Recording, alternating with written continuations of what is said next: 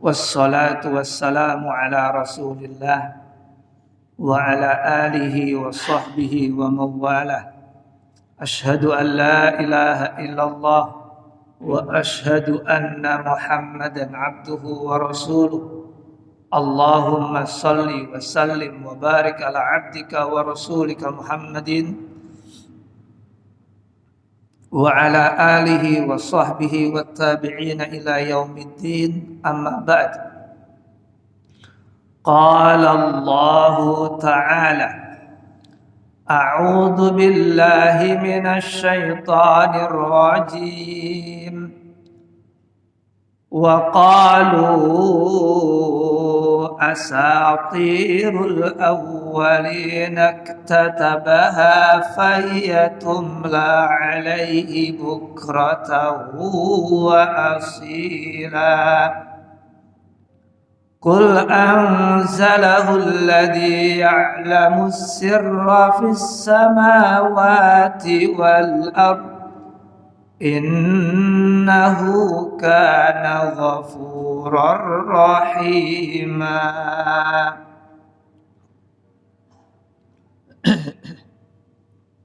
Jamaah, kita masih berada di ayat kelima, tetapi kita sambung ayat 6. Inilah terjemahannya. Dan mereka berkata, itu hanya dongeng-dongeng orang-orang terdahulu yang diminta agar dituliskan, lalu dibacakanlah dongeng itu kepadanya setiap pagi dan petang.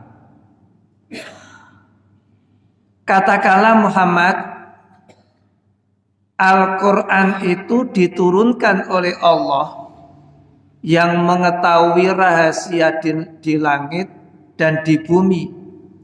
Sungguh Dia Maha Pengampun, Maha Penyayang. Jamaah sekalian, mari kita pelajari. Kita mulai dari ayat yang kelima. Allah berfirman, wa qalu, dan mereka berkata. Mereka ini siapa? Yang ada di ayat sebelumnya. Wa qala alladzina kafar, orang-orang kafir. Orang-orang kafir di sini karena musuhnya Quran, berarti kafir Quraisy. Wa qalu, dan orang-orang kafir Quraisy berkata, asatirul awwalin.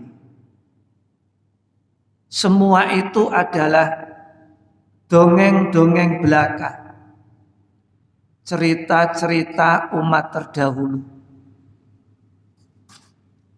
Artinya apa? Orang kafir musyrik mengatakan, mengklaim, menuduh Quran itu sebatas dongeng belaka. Jamaah, istilah asatirul awwalin yang diterjemahkan dongeng-dongeng orang-orang terdahulu, kata itu terulang di dalam Al-Quran itu sebanyak 9 kali. Asatirul awwalin itu 9 kali diulangi. Loh, yang menarik, semuanya disandarkan kepada orang kafir musyrik. Dengan begitu kita bisa memahami bahwa kebencian orang kafir musyrik terhadap Al-Quran itu sudah mendarah daging memang. Al-Quran disebut sebagai dongeng belaka. Nanti kalau di dalam tafsir itu kita temukan asatirul awwalin itu apa sih? Ada yang memahami akadzib, kebohongan-kebohongan.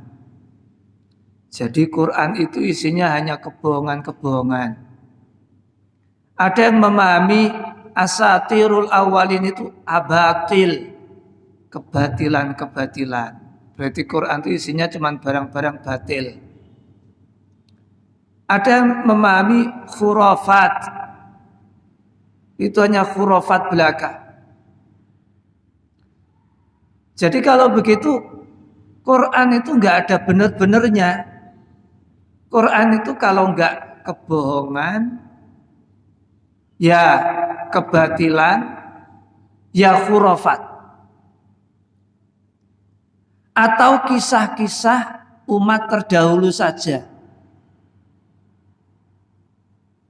Artinya begini, ketika orang kafir musyrik menyebut Al-Quran sebagai dongeng, itu sebenarnya ada satu strategi yang sedang dimainkan oleh orang kafir musyrik. Apa itu? Labeling. Melabeli Al-Quran sebagai buku mitos. Perlu diketahui, mitos itu nanti kalau dilihat di dalam kamus, itu artinya kisah-kisah yang tersebar dari mulut ke mulut, yang diwarisi dari generasi ke generasi, yang tidak bisa diverifikasi secara historis. Asal-usul nama ini, asal-usul kejadian itu, asal-usul dewa ini, biasanya begitu. Artinya, dengan kata lain para jamaah, ketika orang kafir musyrik menyebut Al-Quran sebagai asatirul awalin, sebagai dongeng, itu berarti mereka telah menurunkan kredibilitas Al-Quran dari buku wahyu, dari kitab wahyu, dari kitab suci menjadi buku mitos. Loh, ini loh yang menarik. Nah, labeling itu digunakan sampai sekarang. Melabel itu kan memberi cap gitu loh. Apa yang diharapkan oleh mereka? Ketika kafir musyrik itu menggunakan strategi labeling, Quran itu buku mitos. Itu artinya mereka ingin membangun opini bahwa masyarakat itu tidak boleh memiliki kepercayaan kepada Quran meskipun mereka belum membacanya. Gak perlu kamu baca Quran. Ini loh, tak beritahu Quran itu buku mitos. Selesai. Itu strategi labeling. Hampir mirip dengan framing. Framing itu membingkai. Framing itu strategi untuk mengkambing hitamkan Nabi kita. Muhammad itu majnun, gila, sahir, tukang sihir, kahin, dukun, syair, tukang syair. Labeling dan framing itu 11-12 lah, mirip. Begitu jahatnya orang kafir musyrik. Sehingga kedudukan Al-Quran yang awalnya menjadi kitab suci diturunkan oleh orang kafir musyrik sebatas buku mitos dengan strategi labeling itu.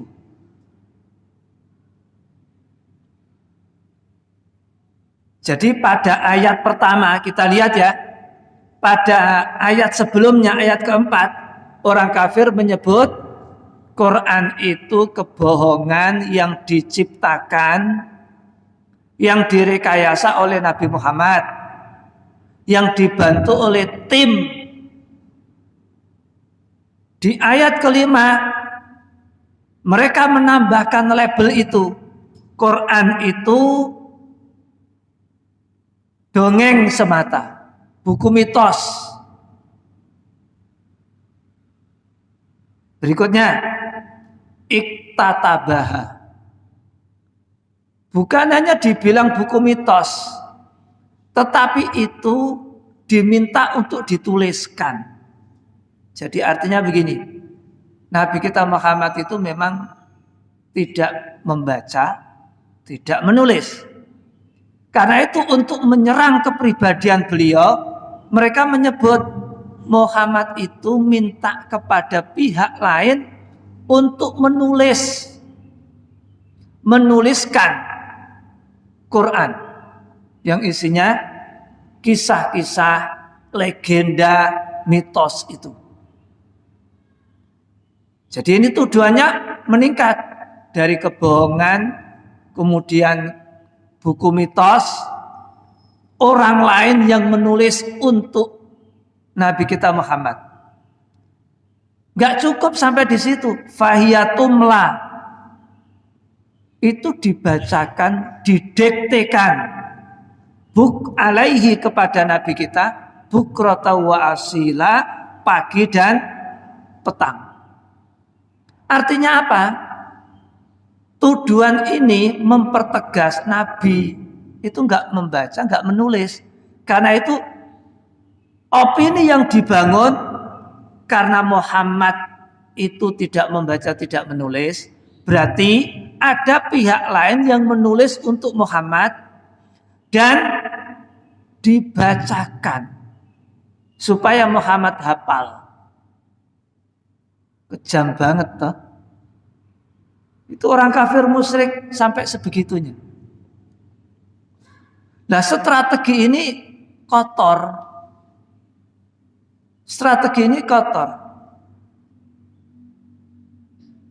Tetapi kan namanya orang kafir musyrik, segala cara dihalalkan untuk menghancurkan reputasi Nabi kita Muhammad dan menghancurkan kredibilitas Al-Quran sebagai kitab suci. Nah itu.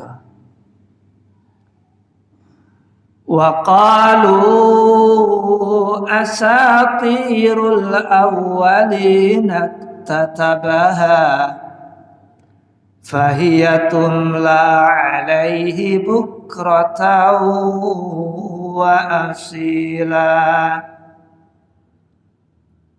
Mereka menyebut Quran itu hanya kumpulan mitos-mitos, legenda-legenda, kisah-kisah umat terdahulu yang diwariskan dari generasi ke generasi, dari mulut ke mulut yang tidak bisa diverifikasi secara historis. Dan itu ditulis oleh orang, dibacakan kepada Muhammad untuk dihafalkan dari pagi, baik pagi maupun petang. Luar biasa, tuduhannya kejam banget. Nah, jamaah sekalian, kita masuk ayat yang ke-6. Qul, katakan Muhammad. Nah, ini mulai ada respon. Muhammad jawab, anzalahul ladzi ya'lamus sirra. Quran ini diturunkan oleh zat yang mengetahui semua misteri fis samawati wal ardh, yang ada di langit dan di bumi.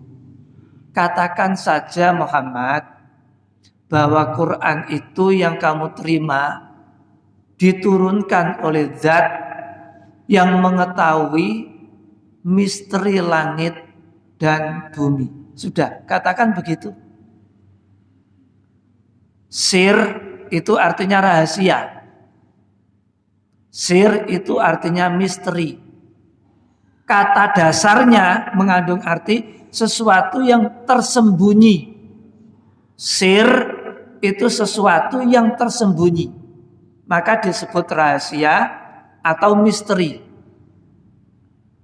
Baik yang ada di langit ataupun yang ada di bumi. Innahu kana ghafurar rahima. Sesungguhnya zat yang menurunkan Al-Quran itu Maha Pengampun lagi Maha Penyayang. Ghafurur Rahimah dulu sudah pernah kita pelajari secara panjang lebar dulu itu. Sepintas saja. Kenapa Allah selalu menggabungkan antara dua kata itu? Maha Pengampun, Maha Penyayang. Dulu sudah pernah kita kaji itu.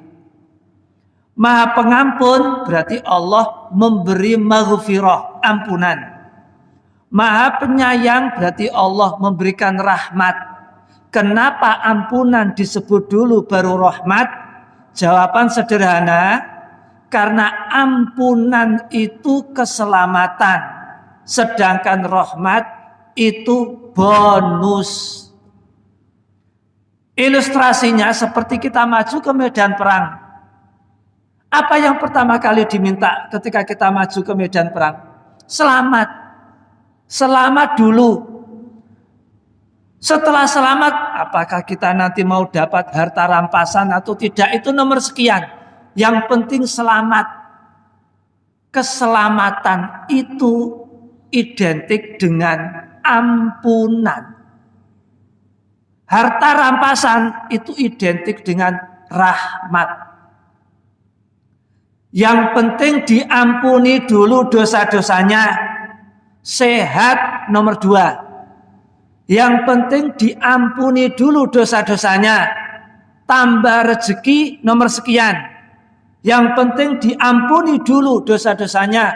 Masalah jabatan, kedudukan itu nomor sekian. Yang penting ampunan dulu, yang lain belakang. Itu dibalik Ghafur dan Rahim. Maha Pengampun, Maha Penyayang. Makanya sebagian ulama ada yang mengajarkan doa, kalau kita mau berdoa itu istighfar dulu, mintalah ampun dulu, setelah itu baru minta yang lain. Karena itu sebagai pembuka. Tapi seringkali kita abai dalam hal itu. Ya kan? Nah, ini pesan yang sangat menarik yang perlu kita perhatikan dalam kehidupan kita sehari-hari. Wa qur rabbi fir warham wa anta khairur rahimin.